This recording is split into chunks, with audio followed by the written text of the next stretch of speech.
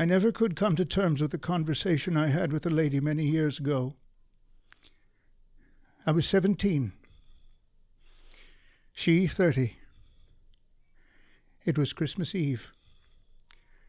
Having arranged with a neighbor to go to midnight mass, I decided to stay awake and promised I would go and wake him up at midnight.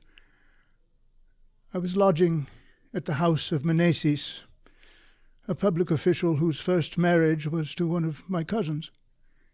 His second wife, Conceição, and her mother generously welcomed me when I came from Mangaratiba to Rio de Janeiro months earlier to study for my college entrance exams. I lived peacefully in that mansion on Senate Street with my books, a few relationships, and the occasional walk. The family was small. The official, his wife, his mother-in-law, and 2 slaves of the house. Customs of the old world. At 10 o'clock every night, everyone was in their bedroom. At 10:30, the whole house was asleep. Now, I had never been to the theatre, and more than once, hearing Meneses say he was going to the theatre, I would ask him if he'd take me along.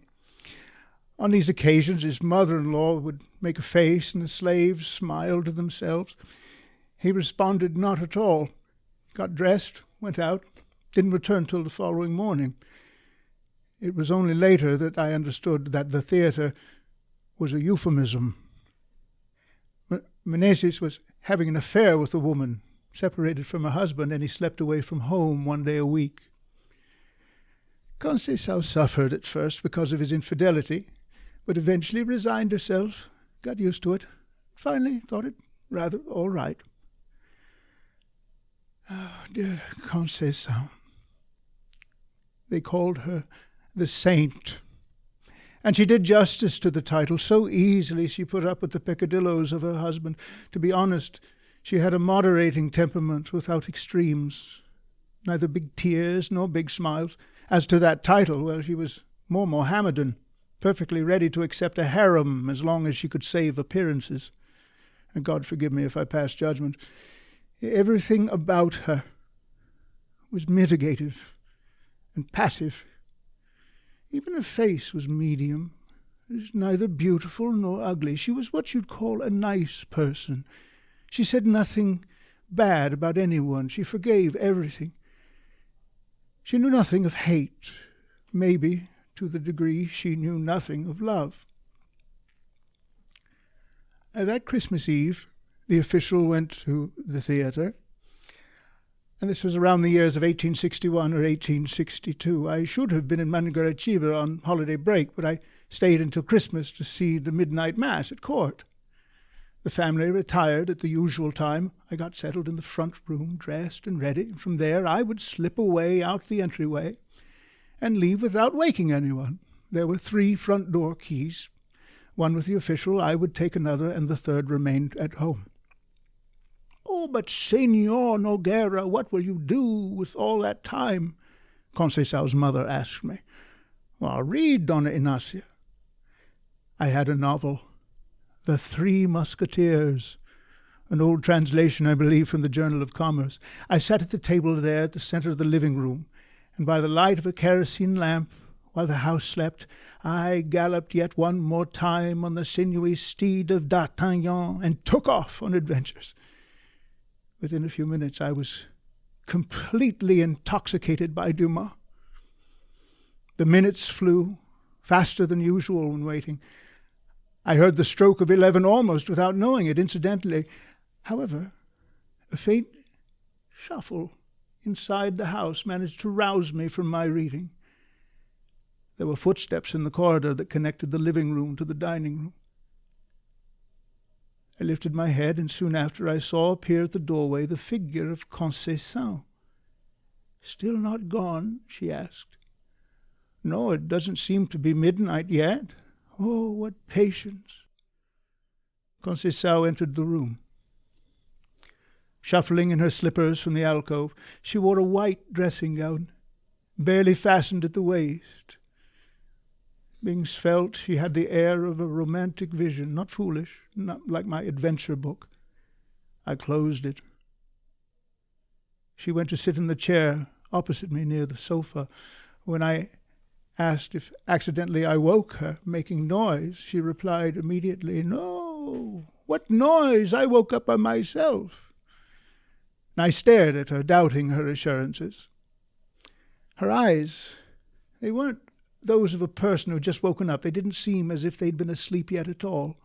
However, my observation, which would have meant something to someone of a different makeup, quickly faded away, so as not to give me an idea that she couldn't sleep because of me.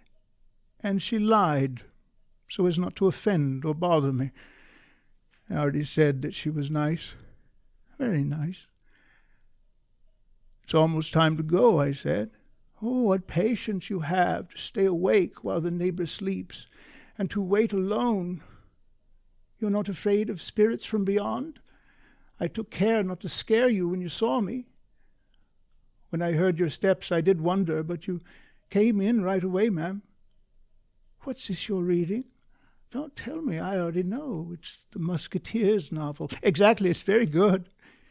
"Do you like novels?" "I do. You ever read Morenina by Dr. Macedo? I have it in Mangaratiba." "I like novels very much, but don't read for much lack of time. What novels have you read?" I started telling her some titles. Conceição listened with her head inclined toward her shoulder, her eyes penetrating through half-closed eyelids, holding fast on me. Every once in a while she ran her tongue across her lips to moisten them. When I finished, she said nothing. We remained like that for several seconds. Then she straightened up her head, laced together her fingers, and propped her chin on them, her elbows on the arm of the chair, all without taking her probing eyes away from me. Maybe she's bored, I thought, and then aloud, "Dona Conceição, I think it's getting late, and No, it's still early. I just now saw the clock. It's 11:30. You have time. Losing your night's sleep, will you be able to stay awake during the day?" "Well, I've done it before." "I can't myself if I lose a night. I was unable to just the other day. If there's a half hour, I will fall asleep. But you know, I'm getting old." "What do you mean, Dona Conceição?" Such was the heat in my words that it made her smile. She was usually demure in her gestures, and her attitude serene. At that moment, however, she stood up suddenly and crossed to the other side of the room, pacing between the front window and the door to her husband's study. And so, with the same straightforward, disheveled manner she brought into the room, she gave me a striking impression. Aside from how thin she was, she always walked in the gait of someone who could barely hold herself upright. This trait of hers never seemed so distinct as it was that night. She stopped several times to examine the curtains or rearrange some object on the side table. Finally, she stopped in front of me with the table in between us. The range of her thoughts was narrow, and she expressed again her surprise at my staying up to wait. I repeated what she already knew, because I'd never heard the midnight mass at court, and I didn't want to miss it. "Oh, it's the same mass in the country. All masses seem alike." "I believe you, but here it will be more lavish, and there'll be more people, too. You see, Holy Week at court is more beautiful than in the country, to say nothing of the feasts of St. John or St. Anthony." Little by little, she had reclined, planting her elbows on the marble of the table and putting her face between the palms of her hand, her sleeves being unbuttoned. They fell open naturally, and I saw half her arms, very fair, less thin than one would imagine. And this sight wasn't new to me, while neither was it common. But in that moment, however, the impression on me was extraordinary. Her veins were so blue that despite the lack of light, I could count them from where I sat. The presence of Conceição stimulated me far more than that book. I continued to talk about what I thought of the holidays in the country and in the city, and other things that just came out of my mouth. I spoke, revising the subjects without knowing why, changing them or going back to the beginning, laughing in order to make her smile to see her teeth so perfectly even.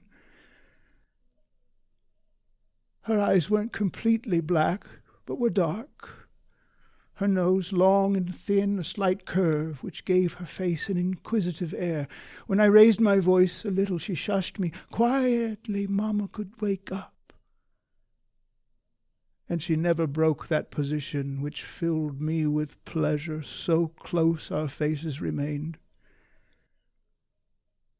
In reality, there was no need to speak loudly to be heard. We whispered to each other, myself more than she, because I was doing most of the talking. She at times became very serious, with a furrow drawn across her brow. Soon she got tired, and her attitude changed, as did her place in the room. She returned to the table and came to sit on one side of me at the sofa. I turned, and I was able to steal a glance at her slippers, but this was only in the time it took for her to sit. Her robe was long and soon covered them. I remember they were black. Conceição whispered, Mama is far from us, but she sleeps lightly. If she were to wake up now, unfortunately at this hour, she wouldn't get back to sleep. I'm like that too. Like what? She asked, leaning in to hear better. I went to sit on the chair that was there next to the sofa and repeated what I said. She laughed at the coincidence. She too was a light sleeper. All three light sleepers. There are times when I'm like Mama, waking up, unable to go back to sleep, and I toss and I turn for no reason. I get up, I light a candle, I walk, I make myself lie down, and nothing. That's what happened to you tonight? No, she interrupted. I didn't understand her denial. Maybe she didn't understand what I said. She took the ends of the belt of her dressing gown and tapped them atop her knee, rather her right knee, because she had just crossed her legs. Then she mentioned her history of dreaming and claimed she had only one nightmare as a child. She wanted to know if I had them. The conversation resumed along these lines, slowly, at length, without my paying attention to the time or the Mass. Just as soon as I ended one narrative or explanation, she came up with another question or subject, and I gave in, talking even more. From time to time, she shushed me, lower. There were also some pauses. 2 other times it seemed to me she was falling asleep, but her eyes, closed for a moment, opened soon, without blurriness or fatigue, as if she had closed them just to see more clearly. One of these times, I believe, I found myself totally absorbed in her. And I remember that she closed them again. I don't know if quickly or gradually. There are impressions of that night that come to me truncated or confused. I contradict myself, I get mixed up, but one of those fresh in memory is that on one occasion, she, who was only likable, became lovely. Became beautiful. She stood there, her arms crossed. Me, out of respect, I wanted to stand up. She didn't let me. She put a hand on my shoulder, obliged me to remain seated. I considered saying something, but she shivered as if she caught a chill, turned her back to me, and went to sit in the chair where she had first found me reading. From there she cast a glance again at the mirror, which was above the sofa, and I spoke of 2 engravings which were hung there on the wall. These pictures are getting old. I already asked Chiquinho to buy some others. Chiquinho was her husband. The pictures spoke to the main preoccupation of the man. One represented Cleopatra.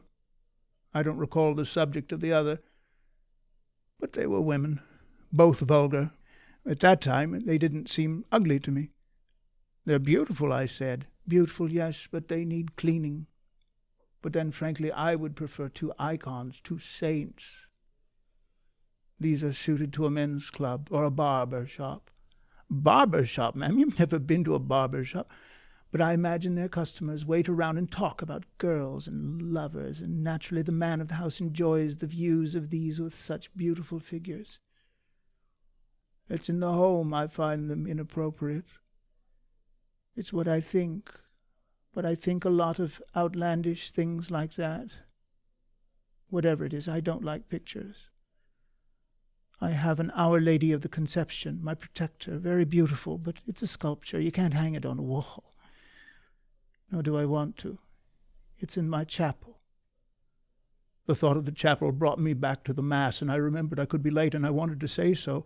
I think I had just opened my mouth, but closed it right away to hear what she had to say, with sweetness, with grace, with such fragility that it brought a torpor into my soul to make me forget the Mass and the church. She spoke of her devotions as a little girl, as a teenager, and she touched on anecdotes from dances, strolls she'd taken, reminiscences of trips to Paquetá, everything mixed together, almost without stopping. When she got tired of the past, she spoke of the present, of the business of the house, the family burdens, which they told her would be a lot before marriage, but were nothing. I didn't count it up, but I knew that she was married at 27. Now she stayed put, like at first, almost never emerged from the same attitude, didn't have the large, faraway eyes, and began looking absently at the walls. "We need to change the wallpaper in this room," she said after a little bit, as if she were talking to herself. I agreed just to say something, to snap out of that sort of irresistible sleep or whatever it is that dulls language and sense. I both wanted and didn't want to end the conversation. I made an effort to avoid her eyes, and avoided them out of respect, but the idea of pretending to be bored when I really wasn't brought my eyes another time to Conceição. The conversation was dying down. The street was completely silent. Finally, and for some time, I can't say how long, we stayed entirely silent. The only noise was the slightest gnawing of a mouse in the cabinet, which roused me from that unique drowsiness. I wanted to say something about it, but didn't find a way. Conceição seemed to be lost in thought. Suddenly I heard a tapping at the window, a voice that clamored, "Missa do Galo! Missa do Galo!" "There's your friend," she said, rising. "How funny. You were the one who stayed up to wake him, but it's he that's come to wake you. Go now, and you have hours ahead of you. Godspeed." "It will be hours?" I asked. "Naturally." "Missa do Galo," they repeated outside. Go on, don't make yourself wait. It was my fault. Godspeed. Until tomorrow." And with that same fragile carriage, Conceição slipped into the inner corridor as gently as a lamb. I exited into the street, found the neighbor who was waiting. We made our way from there to the church. During the Mass, the image of Conceição imposed itself one more time between me and the priest, and this remains to this day the account of me at 17 years old. The next morning at lunch, I talked about the midnight Mass and of the people who were in the church without arousing the curiosity of Conceição. During the day, I found that she was, as always, natural, benign, with nothing that could make her bring up the conversation on Christmas Eve. For the New Year, I went to Mangaratiba. When I came back to Rio de Janeiro in March, the official had died of apoplexy. Conceição lived in the Engenho Novo district, but I neither visited her nor ever met with her. I heard much later that she had married her husband's clerk.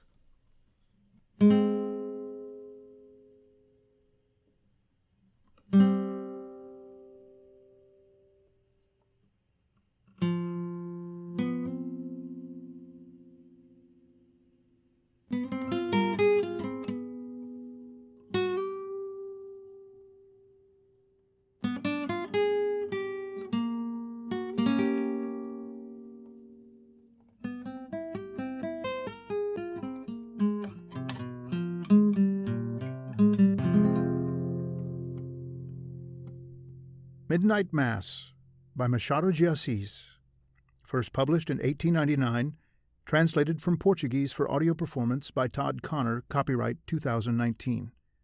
With music from Suspiro by Chiquinha Gonzaga, first published in 1881.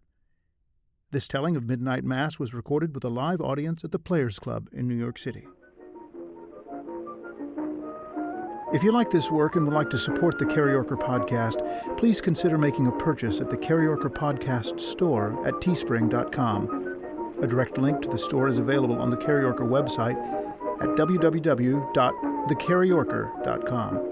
Or if you'd like to make a donation, just click on the link below for PayPal, and always listen, like, share, and subscribe.